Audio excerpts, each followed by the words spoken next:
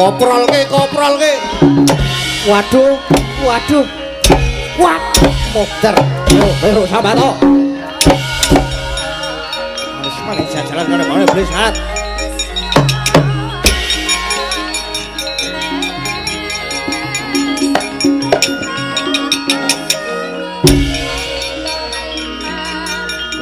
Wut. Au. Waduh. Wut. Padiake. Ya.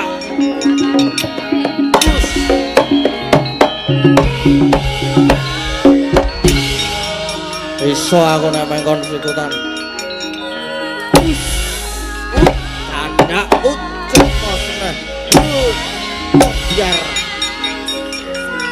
Ayo Sambato kuwi bol. Rene bol. Wah, mat. Wah, syukur kowe ayo.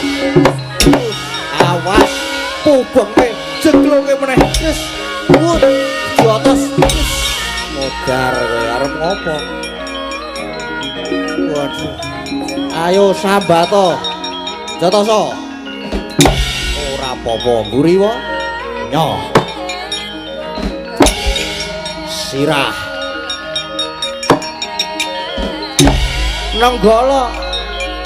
Nenggolane endi nenggolo? Wah, mati ah.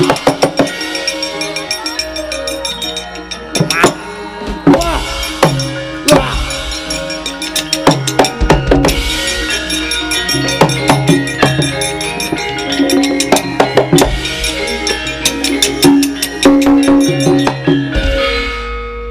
Wah, kayak kok tenan iki, Gong. Ngopo ya, Bro? Baladewa iki aneh lho iki. Aneh piye? Sing wis-wis nuwun Mandura iki nek gelut nek wis kepepet wis kalah ngono kae terus mesti muni gelandang nenggolo. Ha iki mau ora. Lah kowe iki nek ndi? Mbuh ya aku mau. Ora ngetok ya aku mau ndelik. Ora nonton lehmu perang.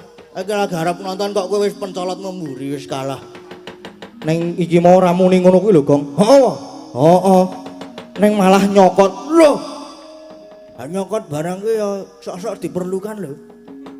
Nyokot ki nek wis kepepet sok nyokot ya ora apa-apa. Ora ngono kuwi, Gong. Tenan iki nyokot tenan. Nyokot genah dudu Baladewa. Ayo wadul Ndara Werkudara. Ayo wadul Ndara Werkudara.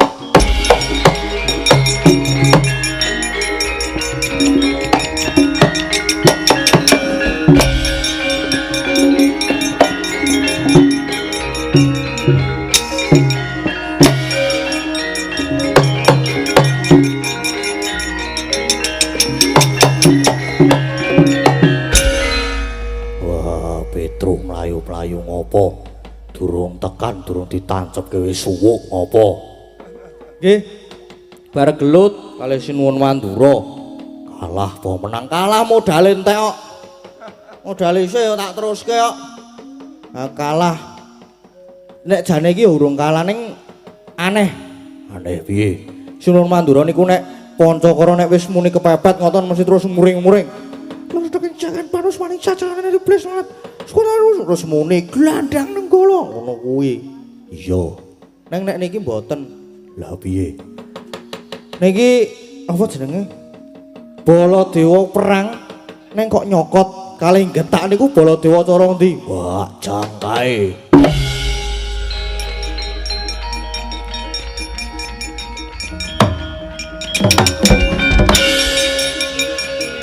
Biar kowe.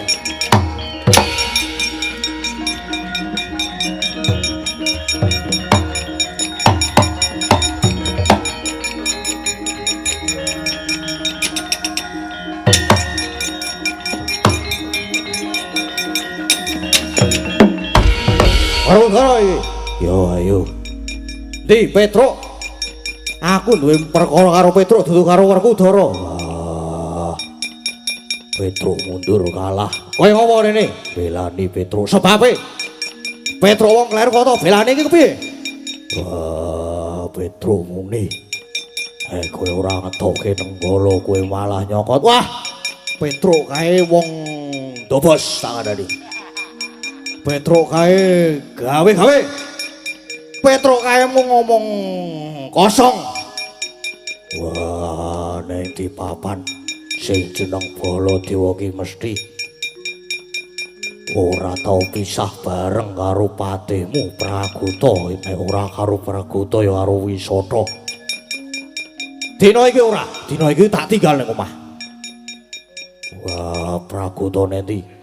Praguta lara. Lara pikir ora melu. Wisata nendi? Dolan mancing. Wisata mancing. Wah, kenah iki Baladewa palsu. Waduh.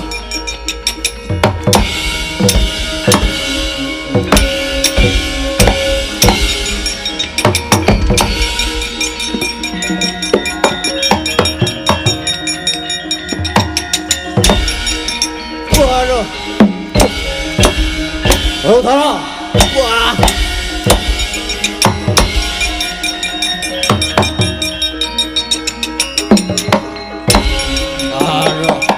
Waduh. Wah, ora mlayu. Ah.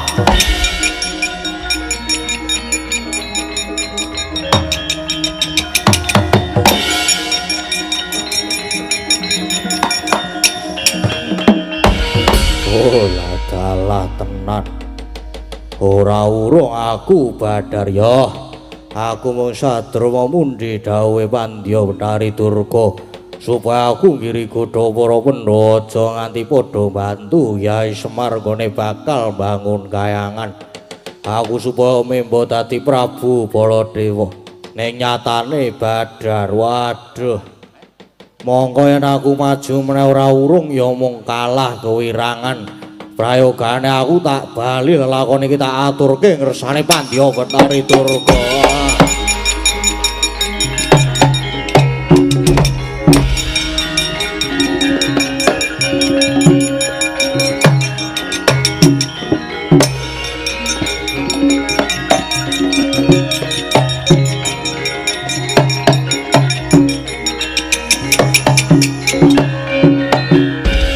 Dan Ndara Werkudara matur sembah nuwun ingkang kathah menika sampun dibiyantu anggen kula ngunduraken para wadyabala saking wirangan Petruk omong apa. Nggih, ngapunten kula niku terbawa suasanae. Kula pengen nge-MC.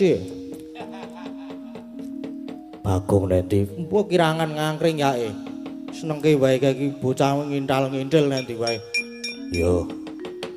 Matur sembah nuwun lan tujune niki wau Ndara Werkudara kersa tumandang. Kudune. Lho, pita ki? Pita ki? Werkudara pita ki? Tujune jenengan wau kersa tumandang. Iya. Lah rak apa to sinuwun Baladewa niku ngomong gadungan palsu. Niku wau kedadian saking magic. Nyatane bareng diajar Ndara Werkudara banjur Badar perjineman Jaramaya. Iya, Petruk. Aku kawit mau ya wis Subriya Baladewa aneh. Neng aku gumun kok dadi Badar Jaramaya. Wah, Antasena. Antasena rene. Pita ki? Piye, Pak? Kok ngendi? Jajan. Ra masalah to. Tokoh sampingan kowe kok aku ki. Tak jajan sik ora kleru kok. Antasena. Ayo ki Jaramaya ki mesti ana sing kongkon. Sing kongkon sapa? Lah nek dinalar saiki. Jaramaya ki andane Pandya Betari Durga mestine sing kongkon ya kuwi. Dadi cara tembunge saiki ki melu nunggangi perkara iki mbebuthek banyu bening ngono. Wah, banjur piye? Kok terus piye to ki? Ayo saiki gandeng amarta wis tentrem Petruk saiki dawuhi supaya disiki laku bali ning Karang Kadempel. Bapak karo Pak Desami ajilan Paman Arjuna banjur nungka supaya padha rawuh ning Karang Kadempel ning aja bali. Ning aja lali ning. Aja lali Siwa Prabu Punta supaya ngasta pusaka telu ya kuwi pusaka Jimat Kalimasada, Payung Tunggul Naga karo Tumbak Warawelang. Merga kuwi sing uga kanggo srana Kyaine Semar nggone bakal mbangun kayangan. Yo.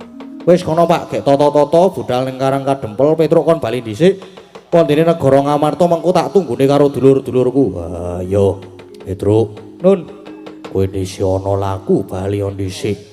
Mengko aku lan Punta Aji kakangku banjur sumusul ing Karang Kenepel. Nggih, ngestoaken dawuh nyuwun pamit, nyuwun pangestu matur sembah nuwun, Loro.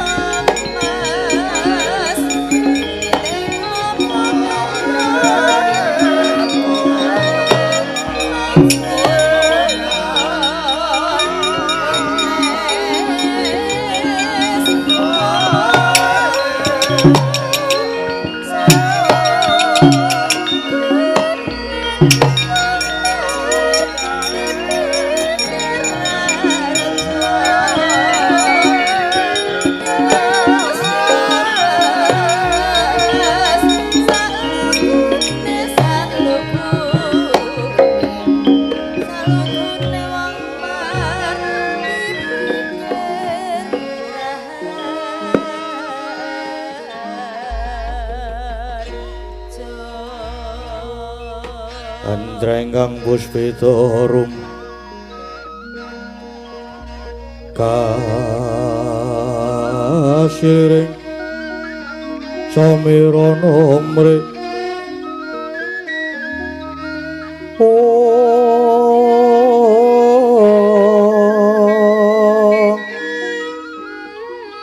sekar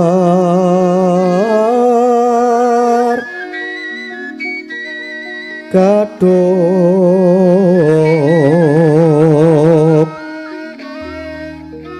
kok ngas kadanyo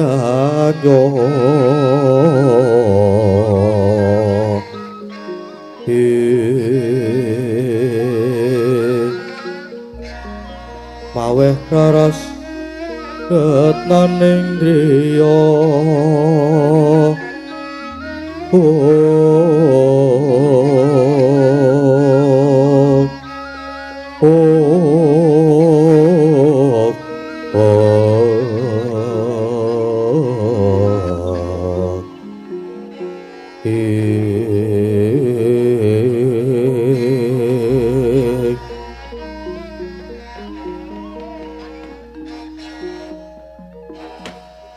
Ajo-ajo sangayu palungguhan ulun marmane Kakang Narada ulun wiji mangarsa yekti nedya ulun kanthi angrumpaka timbuling gara-gara ingkang kagiri-giri kawah candra dimukalir kinebur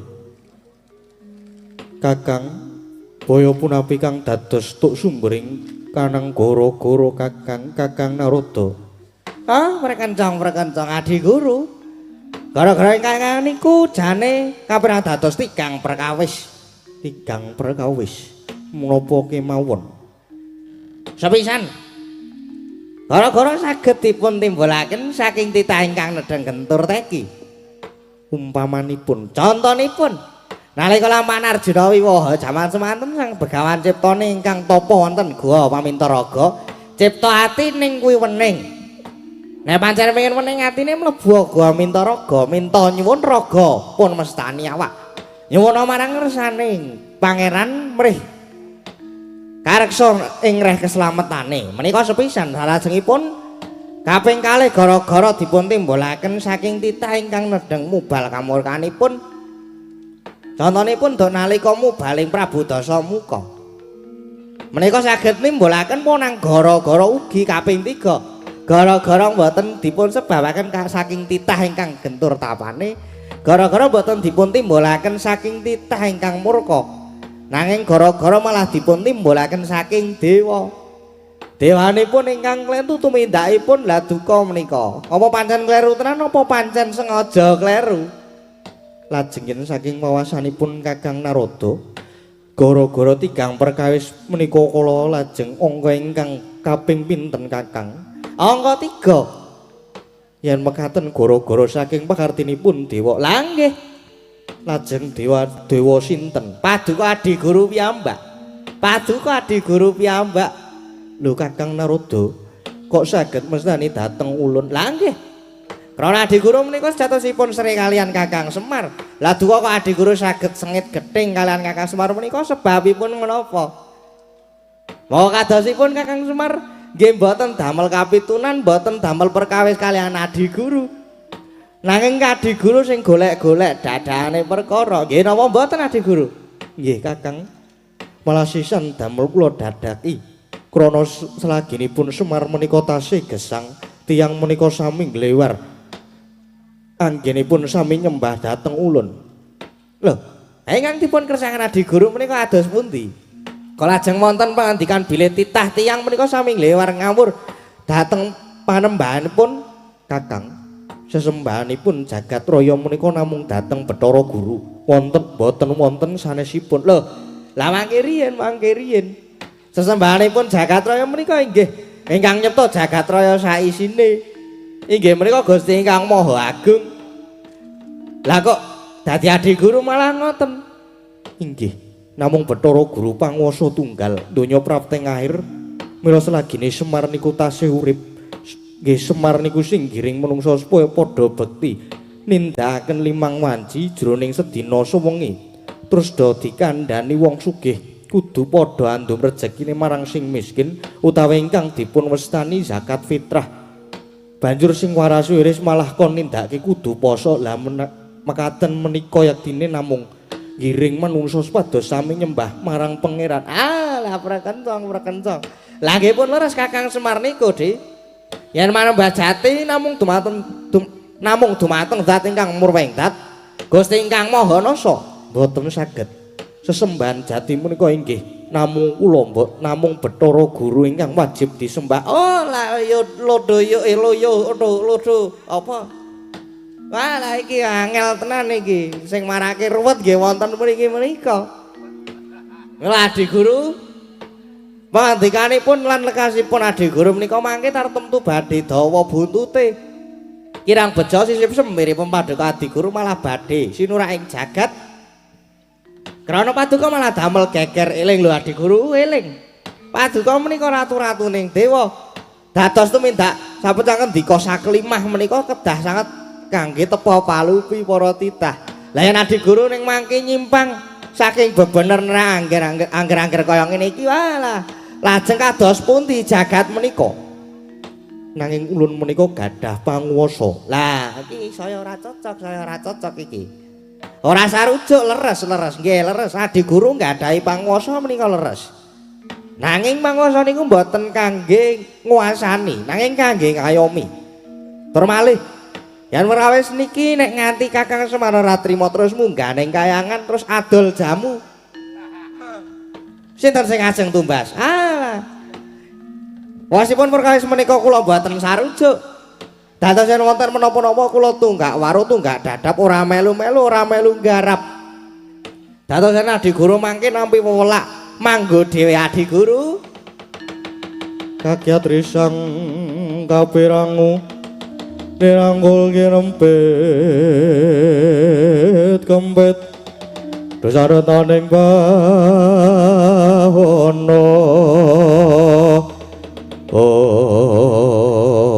kathah kathah pangendikanipun Kakang Narada menika malah nginung kalian ulun ya Bathara Guru. Wasipun yen Kakang Narada mboten ngayogani kenging medhak ing Marcapada. Medhak ing Marcapada kados pundi? Kakang Narada ulun copot kalenggan dewa. Larak tenan to. Wis iki mesti kena pengaruh. Lah kira ketekan wong wedok siji kae kok mesti gampang kena godhog. Nggih pun, ora dadi dewa ya ora masalah. Ning mang titeni mawon ala niku mboten badhe tumama ing becik.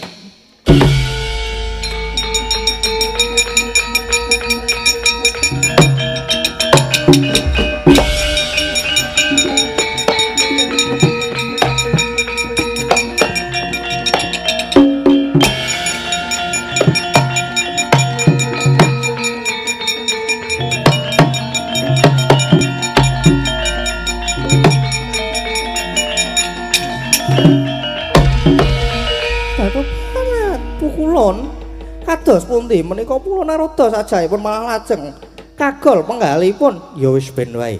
Kayangan Suralaya ora nganggo Kakang Narada boya dadi ngopo.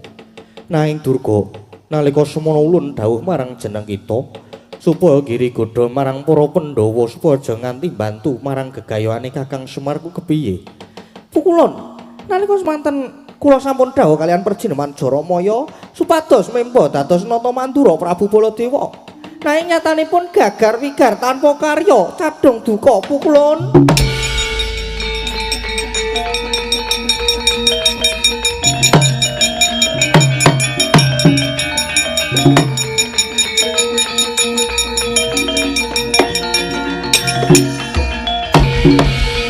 Durga, kita iku amung ulun dawuhi kaya mangkono wae, nyatane mboya bisa ngrampungi gawe. Nggih nyuwun pangapunten Pukulun.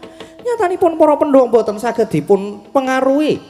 Cadung duka kula kedah kedawan pripun nderek pun Pukulun nyuwun lintu menapa. Ya wis. Mboya dadi ngopo kabeh iki nedya ulun dadaki. Nanging saka panduka ulun iki Kakang Semar mesti wis krasa kalamun ulun sedya gagalake nggone bakal mbangun kayangan kang mengkono. Bathara Indra, nggih wonten dawuh Rama Pukulun. Dawuh napa Durandara? Ngawekani ento Kakang Semar ora nrimake bab perkara iki kang banjur munggah ana ing kayangan dewa-dewa supaya siaga ngadepi. Nggih ngestoaken dawuh Pukulun. Nyuwun pamit Surtiti ati-ati. Durga kula wonten dawuh sawetara wektu mboya ketemu sejatine ulun kapang marang kita. Lah rak ngaten lajeng kebah-bah Juh. Apa to? Batu-batu dadi salting aku nek ngono kuwi. Lajeng keparingipun kados pundi? Bakune sawetara kita ngancani marang ulun. Inggih siap. Monggo kula dherekaken Pukulun monggo.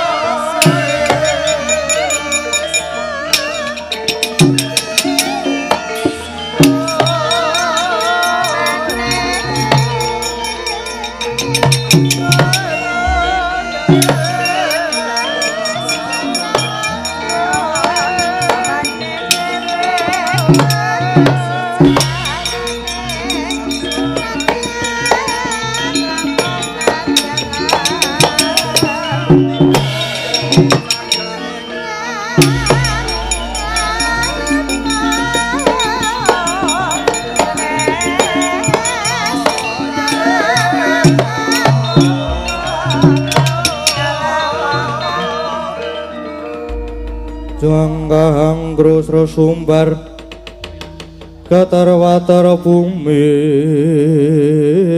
kunjing waludo kuntur ketuk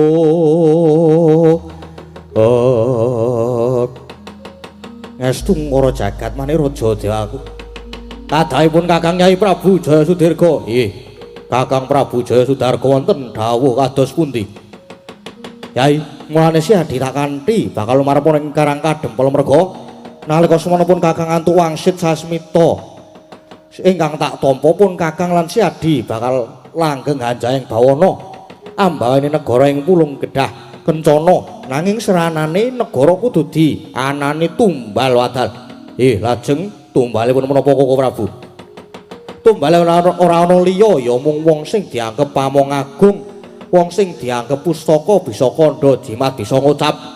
Ya kuwi Semar Badranaya sing jare uga dadi pamong ing para kang suci, pamong ing Trahwita Radya. Yai, kula wonten dawuh. Iki wis meh ngancik laladan Karang Kadempel.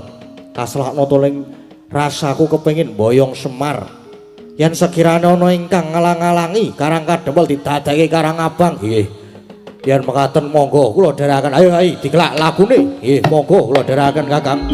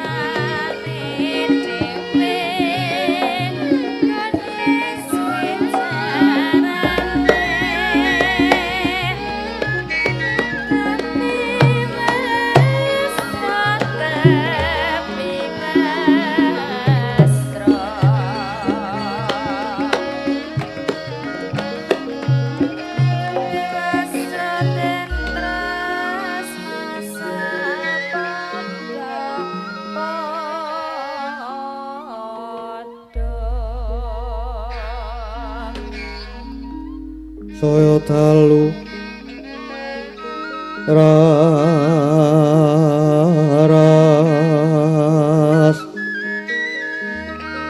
apyara sorot lintang kangku wedap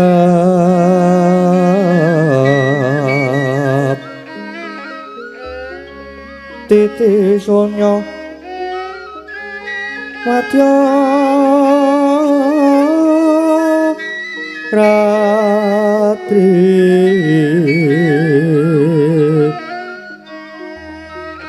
lumrang kandaning pos pita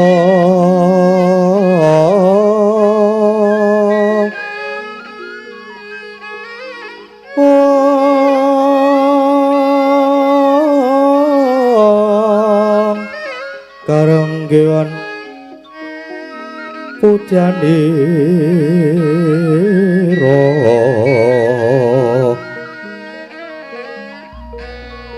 sang ticara mbrang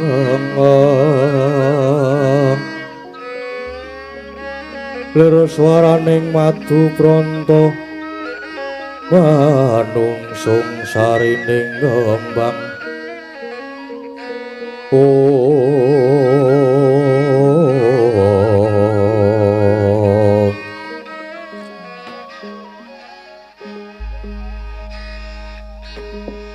Sireping sangar kok kumatos sing dalu jroning ratri dereng wonten ingkang kacarita. Pamujangan pertama pati kang jembrul saking Prangwitan nadyan kalengan megarsa gunung-gunung parandine bisa merbawani jagat raya. Dupi tansah sing kamantian dewasane nang wau kawusuwancin wis ngancik gara-gara Sukra Mangkara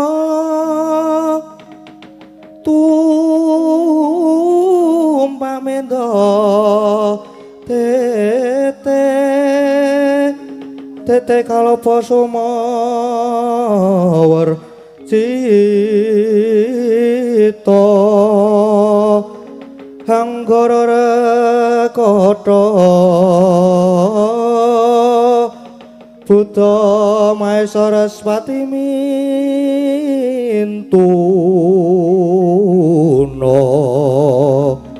eka dwi tricatur panca cacapta hasta astana dasa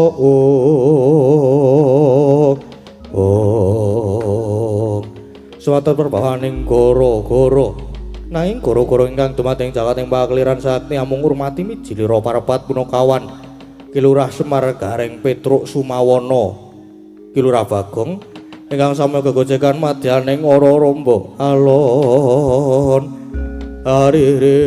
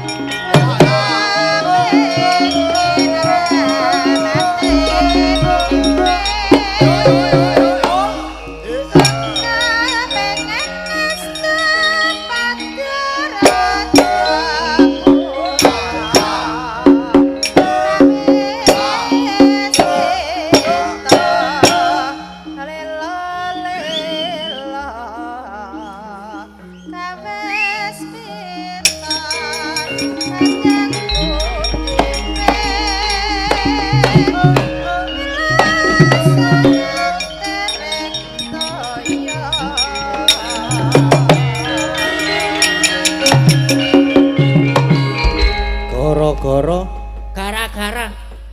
gara-gara jam 2:10 ampuh tenan ah.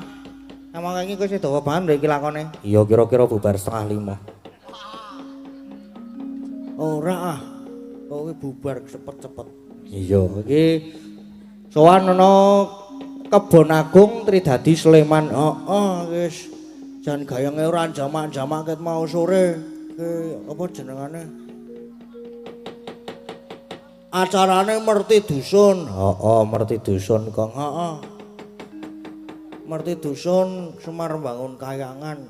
Lakone aku ya sok gumun karo bapak ki bangun apa-apa ning dalane ora ana.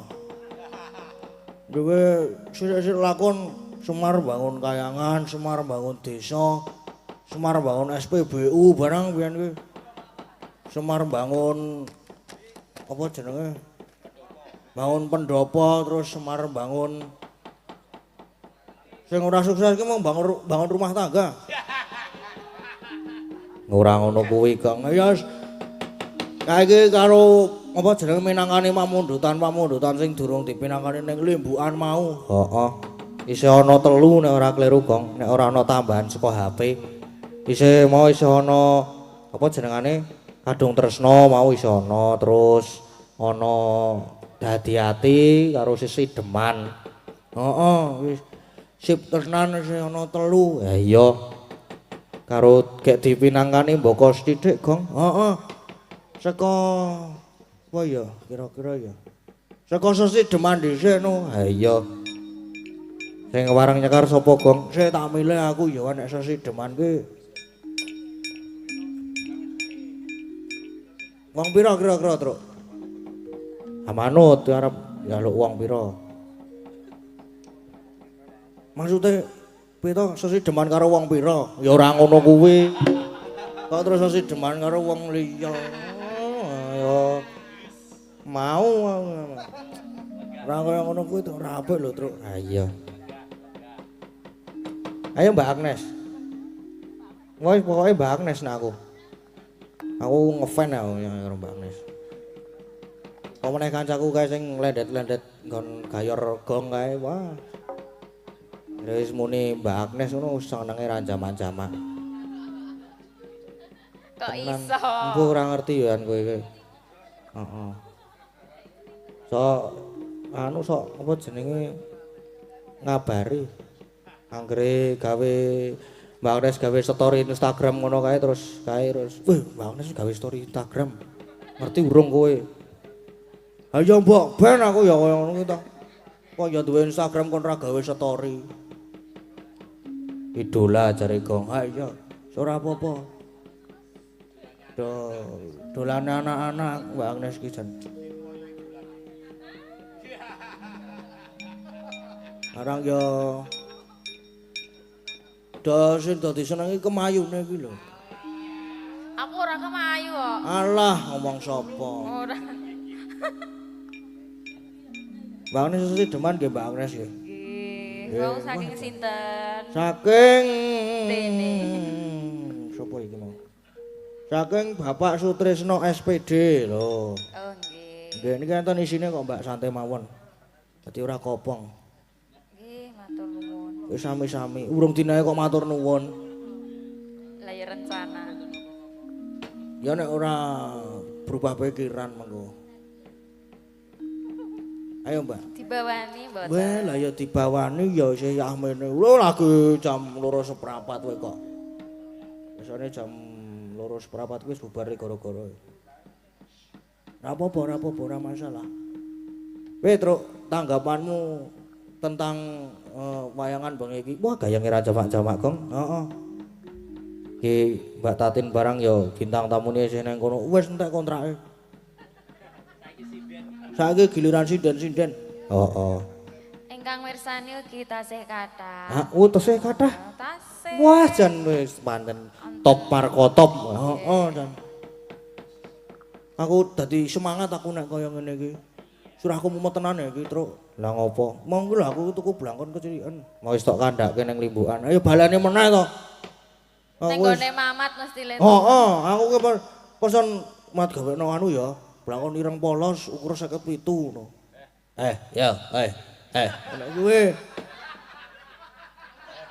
Terus lah kok wingi wayangan ning omah iki terus apa jenenge blangkone dadi. Oh, ya kene tak jajale ngono ning omah iki pluk wah jan penuk kae.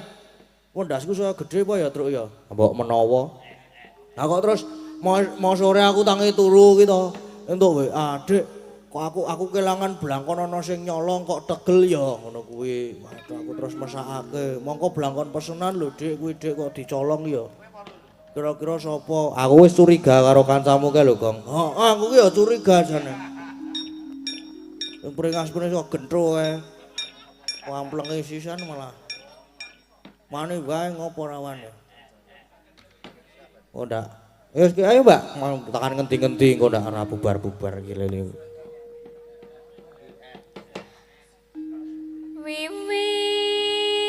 Wiwitane anderek sang beki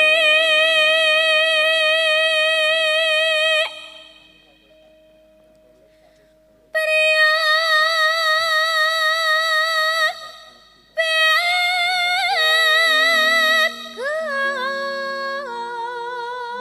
bagus kang olah budaya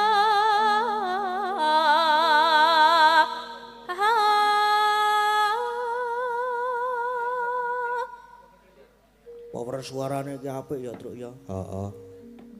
Piye ya carane ngono kuwi ya? Aku bingung ngentoke power suara kuwi ana remote ora ngono lho. nyedot Nyedot apa? maksudnya Suarane agak. maksudnya nyedot ambegan sik apa Marake traveling. sik tarik nafas nah ngono lho Ayo tarik nafas ngono lak kepenak kok nyedot. lah ya kan nyedot ambegan Waduh. iya kuwi maksudku maaf Pikiranku dadi positif. Ayo, Mbak. Ayo. sowan menyang kutha gedhe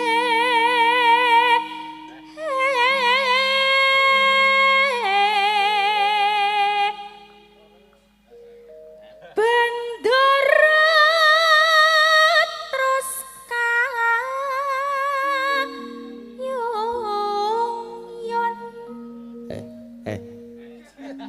Terus meneng-meneng tak dupak lambemu malah. Ayo serak ya gerok ya Gong aku ki Gong.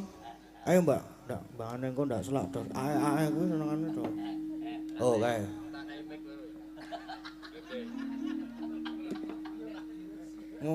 Doang hati-hati engko nek ketularan ngono kae biasane malati lho. Mengko nek tekan omah terus yo. Wes Mbak yo gak diteruske yo. Lah iki nek dirasani omong seru-seru ki ora krungu. Masa dirasani alon-alon ki malah terus krungu sih. Tenan kuwi, tenan ngalami aku. Engko terus teko ngene iki to. No ngono terus. Hati-hati lho kok nek balik ora kualat to ngono kuwi. Aduh tenan to. Ayo Mbak. Endi? Nang endi? Belum. Ora apa-apa. Selendang kuning. Kowe engko lak ngeratane salenter genep sak wukus gitu. Ora apa-apa. Trik lawasku kowe karangan ngono kowe. Ayo Mbak, diteruske Mbak. Kang saking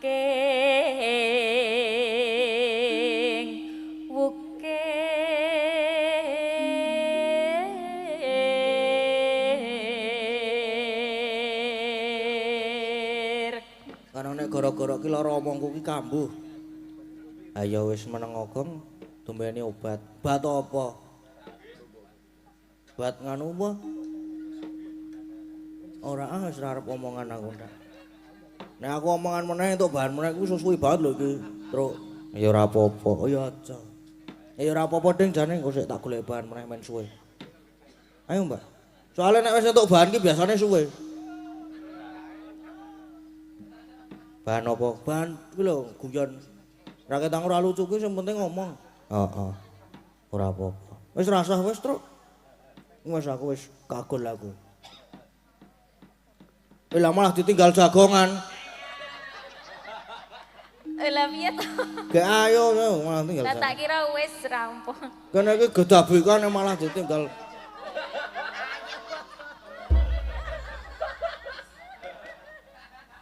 Lah malah saiki ditinggal guyu. Dicul kesek wae. Apane? Senengane iki lho Mbak Anes iki jeneng wajane. Apa ta? Suarane.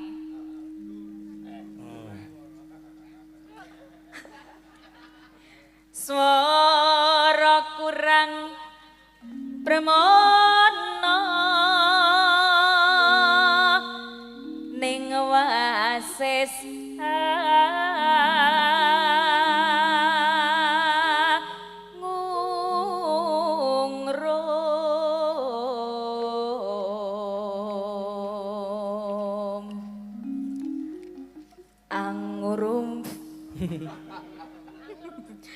Angung rom marang bendoro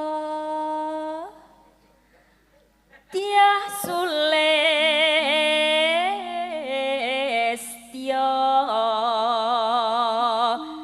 pijer ngincangake alis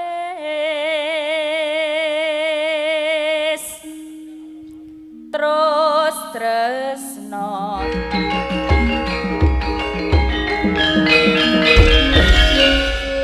Sampun, matur nuwun iki, Mbak. Sak amplope wis aku ki. Matur sembah Pamit nggih. nuwun nggih. Ana sine ra ya kuwi ya. Mbah kok kayane Ana wis ana nggih sami-sami kadang ya. Aku ki apa jenenge kaya ngene iki nek entuk saweran ki wah. Ora arep tak gawa mulih dhewe. Waduh, heeh. Terus kepiye, Gom? Iki yo nek umpama ki wayangan tanpa kanca-kanca wiyaga ki ora mlaku heeh to, Truk. Ha iya. Dadi yo karang saking apikku ki iki dadi ya iki engko dienggo kas kanca-kanca ki tak lumpukke iki. Kowe wah jan tepuk tanganku dong. Tepuk tanganku dudu tepuk tanganmu. Tepuk tanganku ki aku dhewe sing keplok-keplok ki. Padake kepiye iki, Mas? Iki Mas Danu ya tak titipi engko nek ora ning mlebu kas ya Mas Danu diantemi bareng-bareng. Nah, medun kayak bres ngono. Nek ora medun tekan kas ya sesuk ndak tak tilik ngono. Oh, terus apa meneh, Gong? Wis ana apa dadi-ati karo Kadung Tresna. Ayo Kadung Tresna sik. Heeh. Kadung Tresna ki sapa ya kira-kira ya? Mbak Saras. Ora dolanan HP, Mbak. Tak gadekke lho HP-ne malahan. Gadekke HP-ne. Duwite lebokke kas kanca-kanca. Nah, cocok ngono kuwi. Heeh.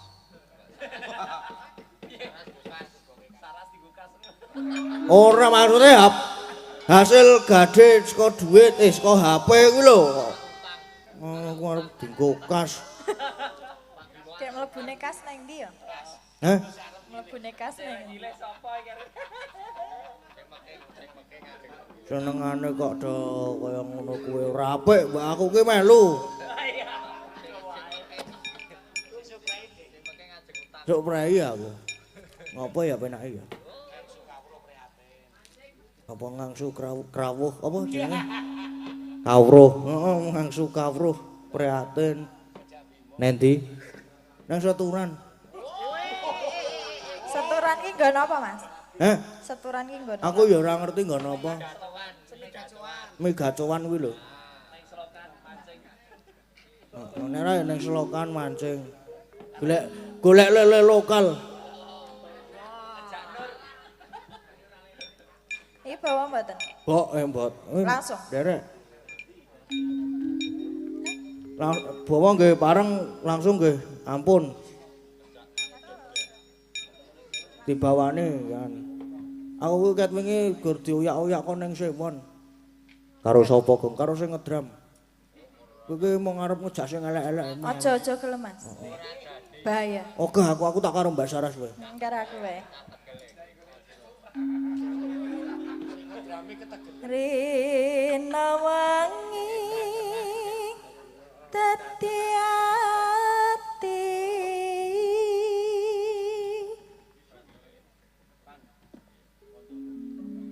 tanpa dahar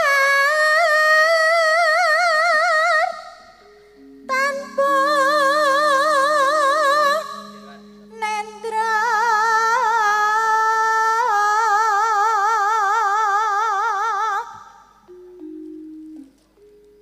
kayung yon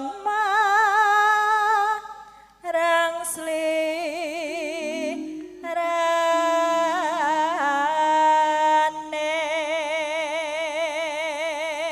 Tansah. Ayo. tansah kumawanging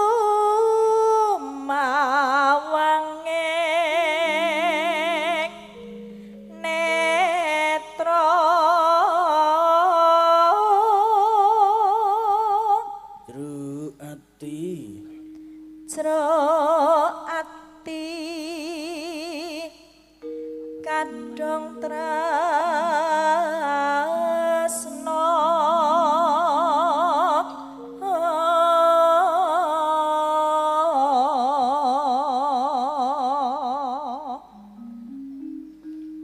tan liya amung sliramu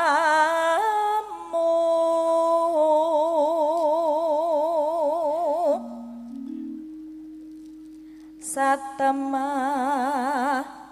lara asmara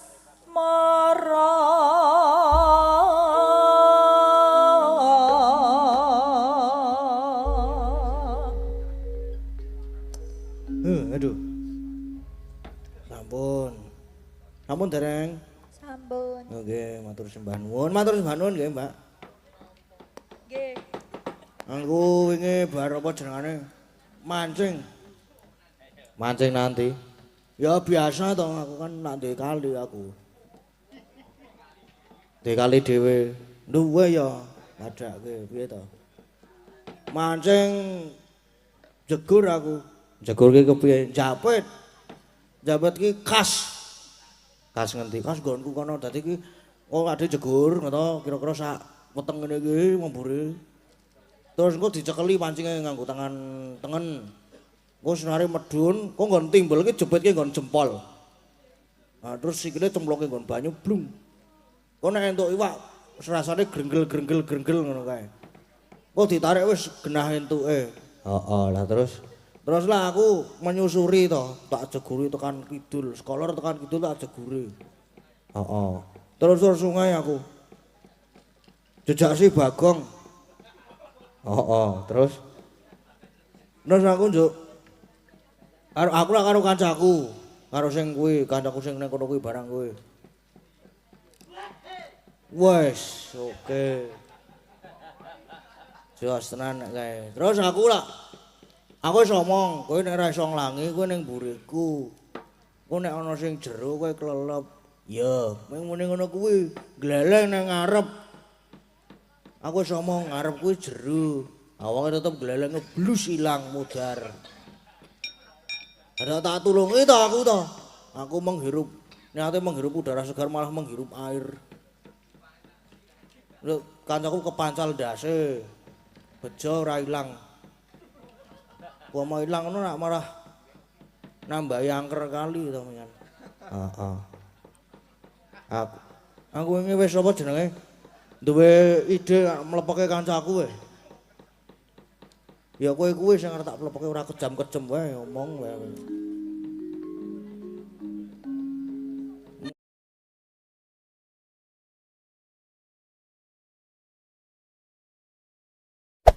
Hey there. Subscribe to my channel. And also press this bell icon.